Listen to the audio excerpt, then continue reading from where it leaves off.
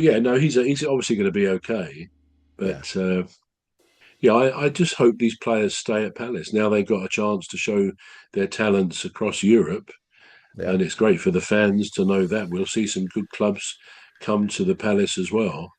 So yeah, it's all good so far. It's disappointing to know that some might be leaving, but let's hope yeah, not. yeah.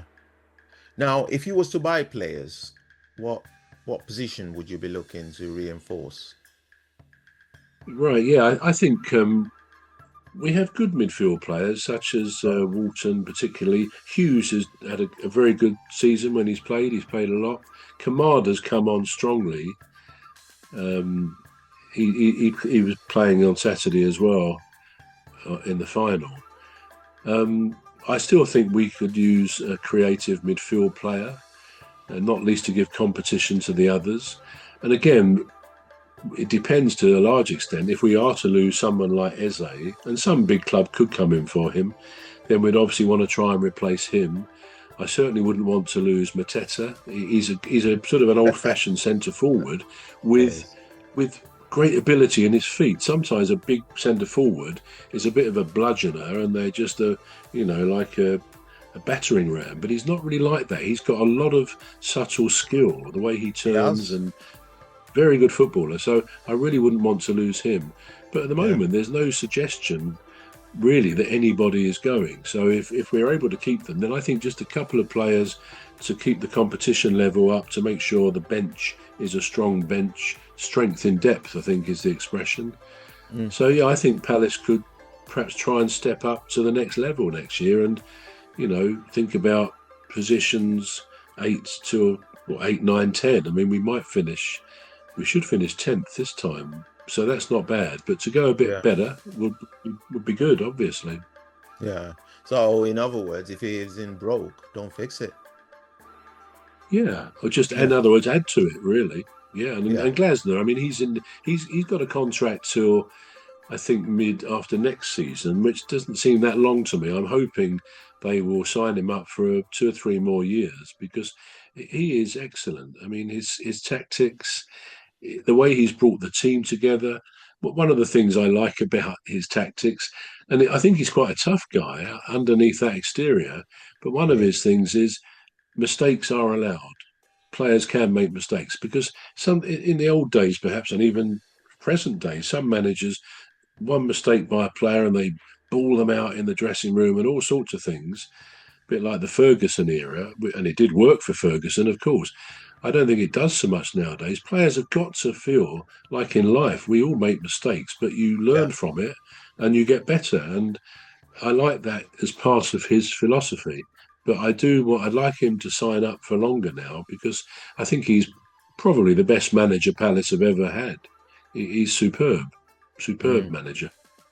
Yeah. I mean, just to conclude on this Palace side of it. Now, last year you had a really poor season. Not season, but that part of this season. The early So, part of this season, yeah, yeah, yeah. yeah. So running up to December, you had a really poor start. What do you think's changed? Because Well, this I is a think different Palace. one of the big reasons that they Yeah. gave for that, and it's not a matter of excuses, but the No. simple fact was, we are um, a multinational side in a way. Right. 12 players came back quite late from their respective cups, whether it was the Right. World Cup, Euros, whatever it was. What was it last year? It was the Euros, wasn't it? Last year we had. I don't think it was. Was it the Euro? Yeah, it was the Euros last year.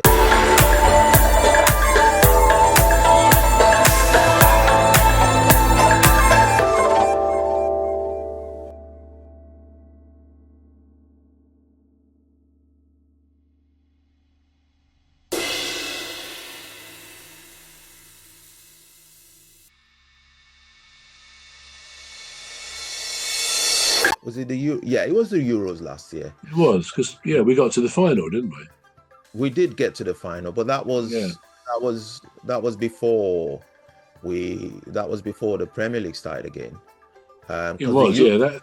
yeah. Yeah, So That was your mate Gareth Southgate, wasn't it? Yeah. Yeah, but it was. Yeah. We did very well in that, but I don't think the thinking was we played that well, but we did get to the final. But yeah, Yeah. but of course, there's players from lots of different teams at Palace, and Yeah. 12 of them were late coming back because Right. if they progressed in the competition, they were allowed more time before they came back. So that's been given as a reason quite a lot, that it really wasn't till the end of August, beginning of September, that some players even came back because they Right. were allowed some time off afterwards. So Right. that obviously had an effect. But whether that explains, I think we didn't win a game in 9 games, which Yeah. was strange in a way, because when Glasner came the previous season, Yeah. he had a brilliant ending to that season, like winning 6, 7, 8 games and 1 In a draw row. or something like that. And Yeah. everybody, the pundits, were predicting, oh, Palace, they're going to be doing well next season, which was this Yeah. season. And of course, we didn't start well. And No. a lot of it is thought to be to do with the players coming back late. I don't know. I'm not sure Palace are the best starters in the Premier League, but hoping now the knowledge they've won a serious competition, the FA Cup, Yeah. should breed some confidence and Absolutely. belief. We've got more belief in that team now, really, mainly thanks to Glasner, than Yeah. probably we've ever had. Absolutely. They're a good team to watch. It's a good time to be a fan of Palace, and yeah, Indeed. it is. Indeed. I mean, I'm just looking at from last season to where we are now. You would never ever dream that Palace would finish with a silverware. Not No, yeah. Let alone be in the finals of anything. Because and in Europe as well. Yeah, Yeah. yeah, It was just absolutely. loss after loss after loss, and I'm thinking, oh dear me, Palace is just going to lose again. But they just seem to have picked up and found their footing. Yeah, yeah. And what It's a good season. what a great way to finish the season. Just moving on, can I ask you, what do you think will be the result tonight? Yeah, that's what I was going to get to. I think it's going to be 3-2. I think Manchester United is going to come from behind to win.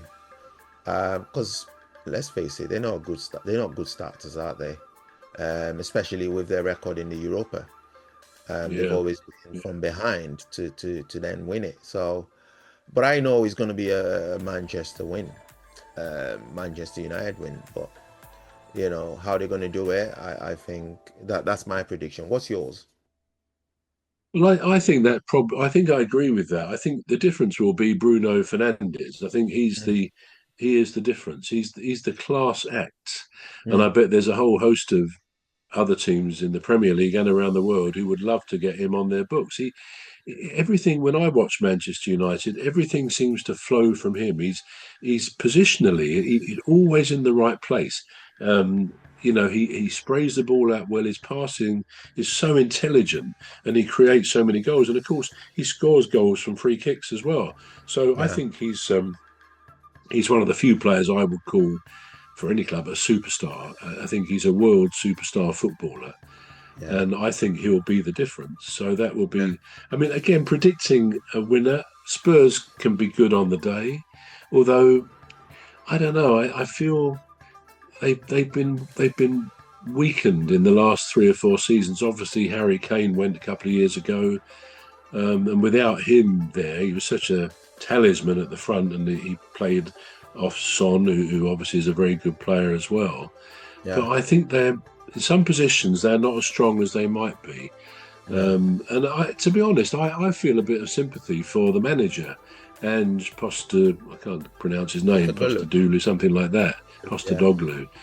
Yeah. I do feel a bit sorry for him, because at the press conferences after the games, it seems that the media, the journalists, I think they try to provoke him. And I don't think that's right. Perhaps they would deny that, but I don't like the way they do that, because they know he will react. And I think, although anybody can ultimately react, it's a shame that he does. He should just ignore people like that. Yeah. Anyway, this is all we've got time for. Time flies when you're having fun. Hopefully, we'll have a Manchester win tonight.